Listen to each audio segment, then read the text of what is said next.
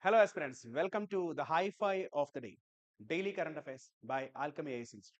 I am Suhas. We are going to discuss the 5 most important news topic which will be relevant for your UPSC civil service preparation. We're talking about Nepal's Gen Z protest. Why Kathmandu is burning? What is an issue here? Who are protesting? The term Gen Z is very familiar now. Gen Zs are predominantly the people born between 1996 and 2012. They are teenagers, young adults in their early 20s. So they are organizing initially through Facebook pages, Next Generation Nepal, highlighting the corruption, inequality, and nepotism in the politics, which is prevalent in Nepal. So their anger grew after the government banned these 26 social media platform like Facebook, WhatsApp, and Instagram, YouTube, X kind of social media platform, and for not registering, cutting off their main communication space. So this is the reason for their anger. So why they are angry?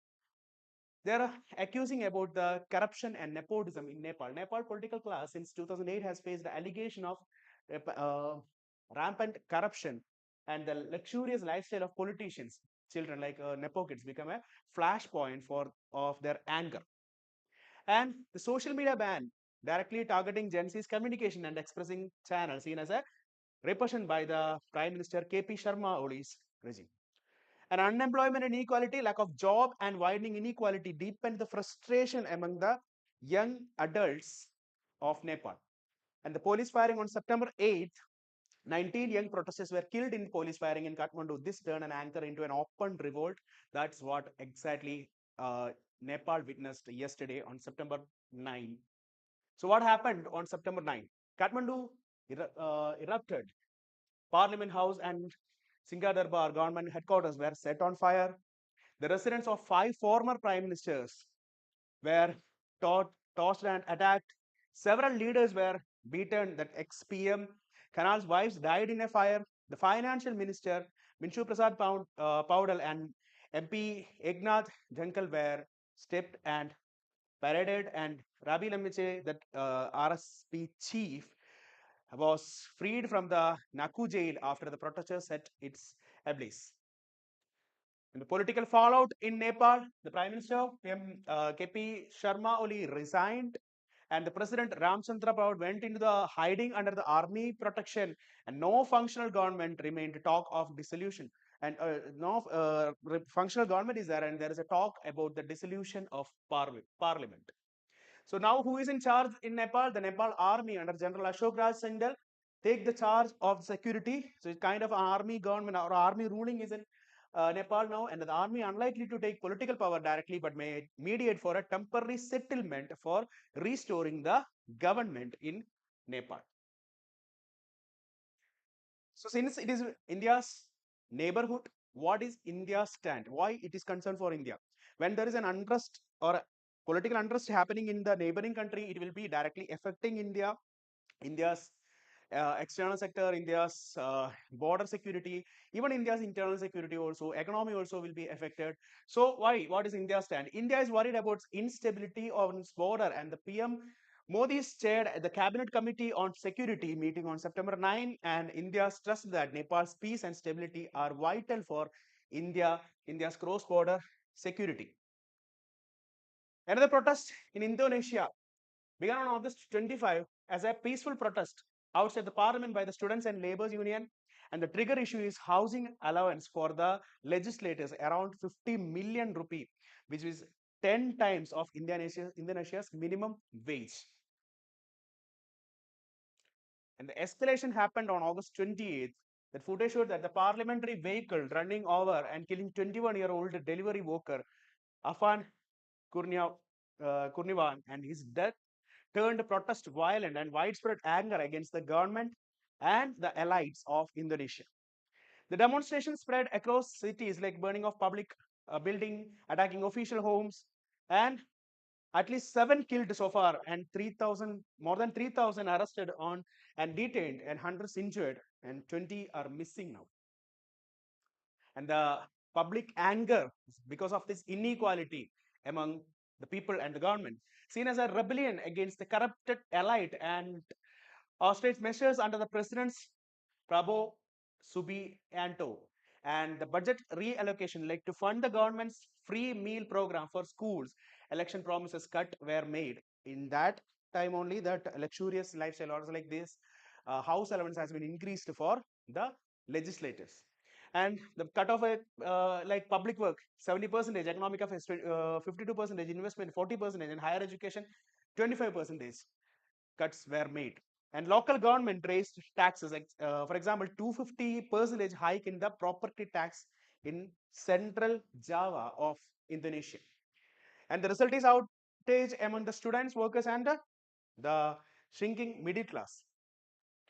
If you look at the inequality context of Indonesia, Indonesia ranks sixth in globally that wealth inequality, and top 1,000 cities hold more combined wealth than the poorest 100 million Indonesians. That much inequality is there. And the low wages, insecurity jobs, underfunded education, limit scholarship worsen the crisis in Indonesia. And the government response was the president promised justice for Afans killing, who got like killed by that vehicle runoff, and called looting and rioting the terrorism and terrorism because it will be viewed as a terrorist activity and order military police crackdown of this protest. And the cabinet reshuffled and 5 ministers, including finance minister, they got Indravati got replaced, and still student union demand more scholarship funding, reversal of the education budget cuts, and what are the other demands? And the political angle is movement banned as a branded as dark Indonesia, reflecting the corruption and inequality. And in the contrast, Prabowo's campaign vision was golden Indonesia. So it termed as dark Indonesia. So by February 2025, hundreds of thousands of students had joined and reflecting the shrinking middle class frustration. What are offshore aquifers? What are land aquifers? Land aquifers are the solid rock, but it will be semi-permeable. That semi-permeable solid rock allowing the water to pass through. So what about offshore aquifers? Offshore aquifers are just like land aquifers. They are underground layers of the porous rock sediment that hold fresh water. It is located in beneath the sea floor, extending up to 90 kilometers of the coast. So it will be connecting the seashore and the land. This is offshore aquifer. Excuse me. The volume is at 2021 study estimated about 1 million kilometers of fresh water lies under the seabed, nearly 10% of the fresh water on Earth. For example, found offshore coast of Australia, China, North America, South America. So how do they get recharged? How do they get fresh water? Ice age recharge theory is there. Like during the ice age, the sea levels were lower because more ices were there, and the rainwater seeped into the rock that are now under the ocean. Now it's under the ocean, and expanding the ice sheet may have a forced fresh water deep into the seabed rocks. That's why they got there, like ice age recharge theory. And connecting to land aquifer, offshore aquifer may still be linked to onshore aquifer. Rainfall and land could slowly recharge. Then how like this land aquifer will be? I mean, through land it will be recharged. And cap rock protection, like clay rich compacted sediments from a cap rock above the aquifer, and this prevent fresh water from mixing with the seawater. So why aquifers are significant? What are the significance of aquifer? The global water crisis, United Nations warns that by 2030 demand will be exceeding supply by 40%. So we can utilize this. And the climate change impact, drought and erratic rainfall, and the melting glaciers are straining land-based freshwater, and huge potential of offshore like rivers could reserve could supply magnesite. Okay, magnesite is like a newer for a centuries, and strategic security could become a new frontier resources like oil, gas once they got developed. So what are the challenges of using offshore aquifers? So there'd be high cost, like offshore drilling and extraction are nearly very expensive. Like the reason United States Northeast project costed $25 million, and the technology demand is very high. Like special wells must be operated under the seabed without mixing with the salt water. It's a fresh water. And ecological risk is there, unknown impact on marine ecosystem, because we are operating in the seabed, so don't know what will be the unknown impact. And ownership dispute will be there. Who control under sea water? That is another like challenge. Coastal state or like local communities, international treaties. How we are going to operate? And the finite resource risk are water is fossil water from the ice age. It may not be recharged remaining. It must be used very carefully. Like what are the high health risk, or is like what are the microbes will be present in that water? That is another risk. Another topic is, could AI chatbot become conscious? What is this consciousness? Consciousness is subject experience of being aware, sensation, thought, or emotion. In the case of human, so AI chatbot can be like this. The philosophers distinguish between the phenomenal consensus, that what it is like feeling, phenomenal consensus. As is consensus is ability to process and talk about experiences. The chatbot may simulate responses but do not have a inner subjective experiences, but they can simulate. So why AI consensus is being debated? The chatbot, for example, GPT, ChatGPT kind of thing, can replicate emotions, what human we show, engage in casual or philosophical conversation with the human being, and create narrative and personality of the chatbot. So this blurs the line between simulation and authentic awareness. That simulation of this emotion, simulation of a human's nature, and the authentic awareness that usually humans can say, this blur the line between this, or the border between this. What are the ethical and social concern about this? When we are over trusting the chatbot, users may assume chatbot's understanding, and risk in healthcare, therapy, and education is also there. Like blindly trusting the chatbot, there is a risk.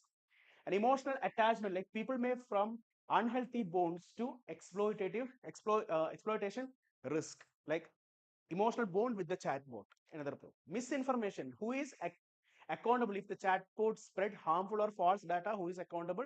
Because how AI is being worked, AI getting training from the AI is getting training from the data, so what we are giving, or is like what we are doing.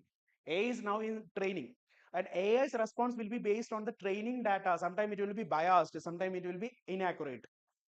And there is a ethical concern about the job displacement. As a chatbot grow more capable, human job losses may increases. But this kind of doubt happened always when the computer is getting invented. The doubt were there.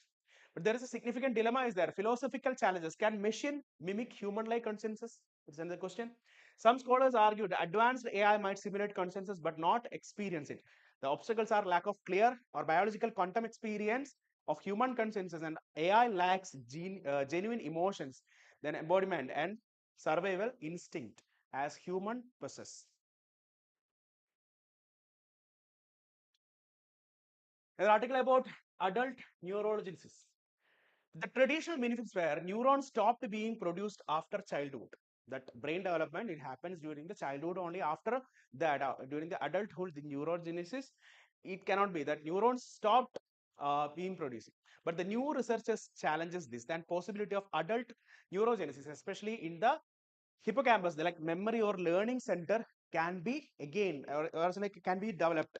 And the debate has persisted for decades due to the conflicting evidences. What are the conflicting evidences? We will see that. The promises of neurogenesis are like the discovery of progenitor cell hippocampus 1998 opened the scope for the regenerative therapy. Like potential application, it can be in treating neurodegenerative diseases like Alzheimer's, Parkinson's, then dementia, that memory loss, these things, and improving memory learning and stress resilience, and restoring the dignity in aging by boosting the cognition ability of human being. So what are the conflicting evidences? Some studies found that the neural progenitor cells and new neurons in adult brains are there, like new neurons are there. Others say that the show of the decline of absence of neurogenesis beyond the infancy. So discrepancy arises due to the methodological differences like staining or RNA analysis or sampling sizes, or it's like postmortem brain quality, like time gap between the tissue preservation after the death, or the species variation like rodents, primates and humans, that species variations are there, and environment and lifestyle factors are there. Exercise boosts neurogenesis, stress, aging suppresses that neurogenesis. So this conflicting things are also there. The practical implication is, if it confirmed there is a neurogenesis is there, the therapies for dementia, cognitive decline, age-related memory losses, brain injury recovery, and it could revolutionize the regenerative medicines and neuroscience. And then ethical concern is there, false hope if the evidence remains inconclusive. That's an ethical challenge is also there. That's all about that 5 important topic of